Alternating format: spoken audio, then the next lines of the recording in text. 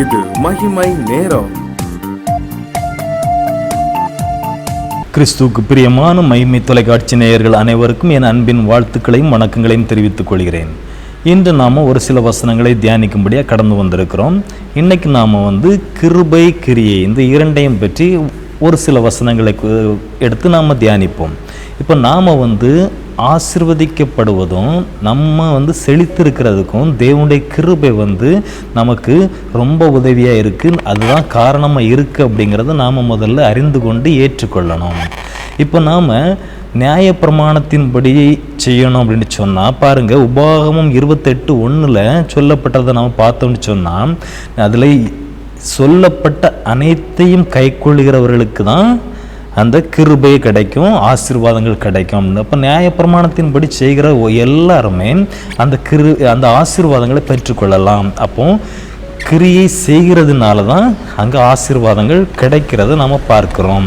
அது மட்டும் இல்லை, இங்கே பவுல் சொல்கிறத பாருங்கள், கலாத்தியர் 10ஆம் அதிகாரத்தில், கலாத்தியர் 3ஆம் அதிகாரம் 10ஆம் வசனத்தில், நியாயப்பிரமாணத்தின் கிரியைக்காரராகி யாவரும் சாபத்திற்கு உட்பட்டு இருக்கிறார்கள் என்று பவுல் சொல்கிறாரு. எதுக்கு அப்போ நியாயப்பிரமாணத்துக்கு உட்பட்டு இருக்கிறவர்கள் எதுக்கு சாபத்திற்கு உட்பட்டு இருக்கிறார் அப்படின்னு பார்த்தோம்னு சொன்னால், நியாயப்பிரமாணத்தின்படி யாராலும் முழுவதுமாக நடக்க முடியாது. அதனால தான் நியாயப்பிரமாணத்திற்கு உட்பட்டு இருக்கிறவர் சாபத்திற்கு உட்பட்டு இருக்கிறார்கள் அப்படிங்கிறத பவுல் அங்கே சொல்கிறாரு, பவுல் அங்கே விளங்க செய்கிறாரு.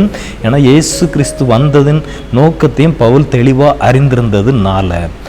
இப்போ பாருங்கள், அவைகளை செய்கிற மனுஷன் அவைகளாலே பிழைப்பான். அப்போ நியாயப்பிரமாணத்தின் காரியங்கள் படி நடக்கிறவங்க அவைகளை செஞ்சால் அவைகளால் பிழைப்பான் அப்படிங்கிறத கலாத்தியர் 3:12 எழுதியிருக்கு. 3:11 பாருங்கள், நியாயப்பிரமாணத்தினால் ஒருவனும் தேவனிடத்தில் நீதிமான் ஆகிறது என்பது வெளியரங்கமாக இருக்கிறது. ஏனெனில் பாருங்கள், அங்கே தான் பாருங்கள், நியாயப்பிரமாணத்தினால் ஒருவனும் தேவனிடத்தில் நீதிமான் ஆகிறது இல்லை என்பது வெளியரங்கமாக இருக்கிறது. அப்போ நியாயப்பிரமாணத்தினால யாருமே நீதிமானாக, தேவனிடத்தில் நீதிமானாக முடியாது அப்படிங்கிறத பார்க்கிறோம். அடுத்தால பாருங்கள், விசுவாசத்தினால் நீதிமான் பிழைப்பான். இதில் பாருங்கள், இதை செயலை குறித்து சொல்லலை. நியாயப்பிரமாணம்னா செய்யணும், கிரியை இருக்கணும் நம்மக்கிட்ட. அப்போ தான் நம்மளுக்கு தேவனுடைய கிருபை கிடைக்கும், ஆசீர்வாதங்களை பெற்றுக்கொள்ளலாம். ஆனால் இங்கே விசுவாசித்தால் நீதிமானாக, விசுவாசித்தால் நீதிமான் பிழைப்பான்னு போட்டிருக்கு. அப்போ நம்ம விசுவாசித்தால் அவருடைய கிருபையை நாம் பெற்றுக்கொள்ளலாம். அவருடைய கிருபையை நாம் பெற்றுக்கொள்ளும் போது நம்மிடத்திலிருந்து கிரியை வெளிப்படும் அப்படிங்கிறத அதில் தெளிவாக உணர்ந்து கொள்ளலாம். மார்க் 10ஆம் அதிகாரம் 20-22 அந்த வசனங்களை வாசித்து பார்த்தோம்னு சொன்னால், ஒரு வாலிபன் கேட்குறான், நித்திய ஜீவன் அடையக்கு என்ன செய்யணும் அப்படின்ட்டு. அப்போ இயேசு சொல்கிறாரு, இவைகள்லாம் நீ கை கொள்ளணும் அப்படின்னு சொல்லும்போது, அப்போ நான் கை கொண்டேன்னு சொல்லும் போதும் அவர் அந்த வாலிபன்ட்ட சொல்கிறது, உன்னிடத்தில் எனக்கு ஒரு குறை உண்டு. அப்போ நியாயப்பிரமாணத்தில் நடக்கிறேன்னு எவ்வளவுதான் சொன்னாலும் அங்கே ஒரு குறை இருக்கத்தான் செய்யுது அப்படிங்கிறது தான் இயேசு அதில் சொல்கிறாரு. 1 கொரிந்தியர் 3:5 இங்கே சொல்கிறத பாருங்க. இப்போ நியாயப்பிரமாணத்தின்படி நடக்கணும்னா கிரியை இருந்தால் தான் அப்போ குறை உண்டு அப்படிங்கிறதையும் இயேசு சொல்கிறாரு. இங்கே பவுல் சொல்கிறது, எங்களால் 2 கொரிந்தியர் 3:5 எங்களால் ஏதாயிலும் ஆகும் என்பது போல ஒன்றை யோசிக்கிறதற்கு நாங்கள் எங்களாலே தகுதியானவர்கள் அல்ல, எங்களுடைய தகுதி தேவனால் உண்டாயிருக்கிறது. பாருங்க, நாங்கள் எங்களால் எதுவுமே இல்லை. இப்போ நாங்கள் எங்களாலே தகுதி ஆனவர்கள் அல்ல, எங்களுடைய தகுதி தேவனால் உண்டாயிருக்கிறது அப்படிங்கிறத அழகாக அங்கே போட்டிருக்கிறத பார்க்குறோம். இப்போ பழைய ஏற்பாட்டை பொறுத்தவரையில் எடுத்துக்கிட்டோம்னு சொன்னால், நாம் கிரியை செய்தாதான் கிருபை கிடைக்கும், கிருபை கிடைச்சாதான் ஆசீர்வாதம் கிடைக்கும். ஆனால் புதிய ஏற்பாட்டில் பாருங்கள், நாம் கிருபையினால் தான், தேவனுடைய கிருபையினால் தான் நாம் கிரியை செய்கிறோம் அப்படிங்கிறத நாம் விளங்கி கொள்ளலாம். அப்போ இங்கே பாருங்கள், மோசைக்கு முன்பாகவே ஆபிரகாம் வாழ்ந்தது நம்ம எல்லாத்துக்குமே தெரியும். அப்போ நியாயப்பிரமாணம் கொடுத்தது, தேவன் கொடுத்தது மோசைக்கிட்ட. அப்போ ஆபிரகாம் அந்த நியாயப்பிரமாணத்தில் இருந்த கட்டளைகள் எல்லாத்தையும் கீழ்ப்படிந்ததுனால தான் ஆசீர்வாதங்களை பெற்றுக்கொண்டானா அப்படின்னு சொல்லி பார்த்தோம்னா கண்டிப்பாக இல்லை. ஆதியாகமம் 15ஆம் அதிகாரம் 6ஆம் வசனத்தை எடுத்து வாசிங்க பாருங்க. ஆபிரகாம் கர்த்தரை விசுவாசன், அதை அவனுக்கு நீதியாக எண்ணினார். பாருங்க, ஆபிரகாம் கர்த்தரை விசுவாசத்தினால அது அவனுக்கு நீதியாக எண்ணப்பட்டது. அதனால ஆபிரகாம் ஆசீர்வதிக்கப்பட்டான். அது மட்டும் இல்லை, அதுக்கப்புறம் நம்ம புதிய ஏற்பாடில் இந்த ஆபிரகாம் குறித்து நம்ம பார்த்தோம்னு சொன்னால் கலாத்தியர் 3:14 பாருங்க, ஆபிரகாமுக்கு உண்டான ஆசீர்வாதம் கிறிஸ்து இயேசுவினால் புறஜாதிகளுக்கு வரும்படியாகவும் ஆவியை குறித்து சொல்லப்பட்ட வாக்கு தத்தத்தை நாம் விசுவாசத்தினாலே பெறும்படியாகவும் இப்படி ஆயிற்று. பாருங்க, ஆபிரகாமுக்கு உண்டான ஆசீர்வாதம் கிறிஸ்து இயேசுவினால் புறஜாதிகளாக நமக்கு எல்லாத்துக்கும் கிடைக்கும்படியாக அவை எல்லாமே என்ன, விசுவாசத்தினாலே ஆயிற்று அப்படிங்கிறத நம்ம தெளிவாக உணர்ந்து கொள்ளலாம். இப்போ நம்ம இதில் தெளிவாக உணர்ந்து கொண்டது என்னன்னா, விசுவாசத்தினால நம்ம அந்த தேவன் மேலோட விசுவாசத்தினால நாம் அவருடைய கிருபையை பெற்றுக்கொண்டிருக்கிறோம். அந்த கிருபையினால் நாம் கிரியை செய்கிறவர்களாக இருக்கிறோம் அப்படிங்கிறத தெளிவாக உணர்ந்து கொள்ளலாம். எபேசியர் 3:8 பாருங்க, கிருபையினாலே விசுவாசத்தை கொண்டு ரட்சிக்கப்பட்டீர்கள், இது உங்களால் உண்டானதல்ல, இது தேவனுடைய ஈவு. அப்போ அவருடைய கிருபையினால விசுவாசத்தை கொண்டு நாமெல்லாம் ரட்சிக்கப்பட்டிருக்கோம், இது தேவனுடைய ஈவு அப்படிங்கிறதையும் உணர்ந்து கொள்ளலாம்.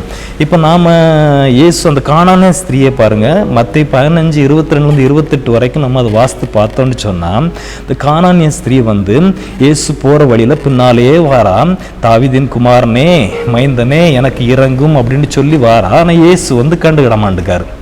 அப்போ இயேசுகிட்ட சீசர்கள் சொல்கிறாங்க, அந்த பெண்மணி உங்களை பின்தொடர்ந்தே வந்துட்டு இருக்காள், அவளுக்கு ஏதாவது பதில் சொல்லுங்க அப்படின்ட்டு. அப்போ இயேசு சொல்கிறாரு, நான் இஸ்ரவேல் ஜனங்களுக்காக, இப்போ வழி விலகி போன இஸ்ரவேல் ஜனங்களுக்காக வந்திருக்கிறேன். இப்போ அதே போல் பிள்ளைகளின் அப்பத்தை எடுத்து நாய்க்கு போடுகிறது கூடுமா அப்படின்ட்டுலாம் சொல்லி கேட்குறாரு. அந்த நேரத்தில் அந்த கானானியன் ஸ்திரீ சொல்கிறத பாருங்க, தேவனே இப்போ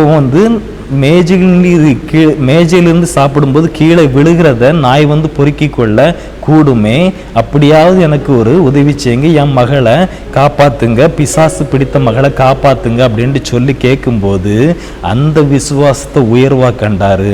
அந்த விசுவாசத்தை இயேசு உயர்வா கண்டதுனால 28ஆம் வசனத்துல பாருங்க, மத்தேயு 15:28 உன் விசுவாசம் பெரியது, நீ விரும்புகிறபடி உனக்கு ஆக கடவுது.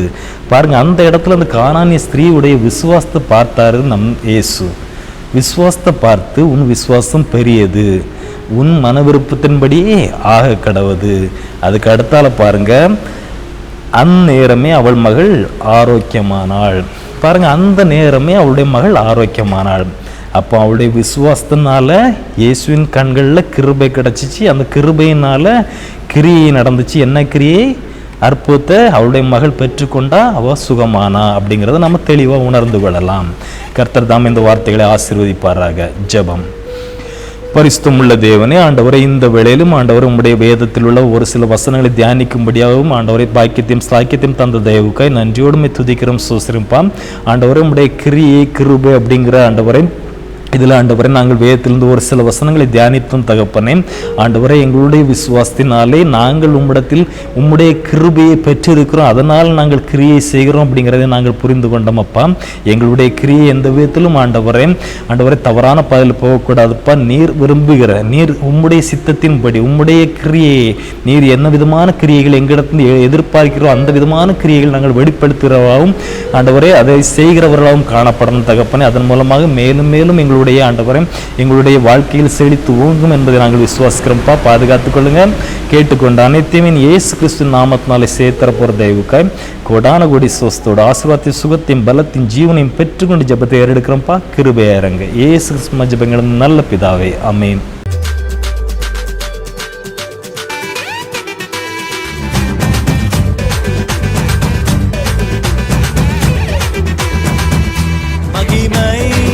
மகிமை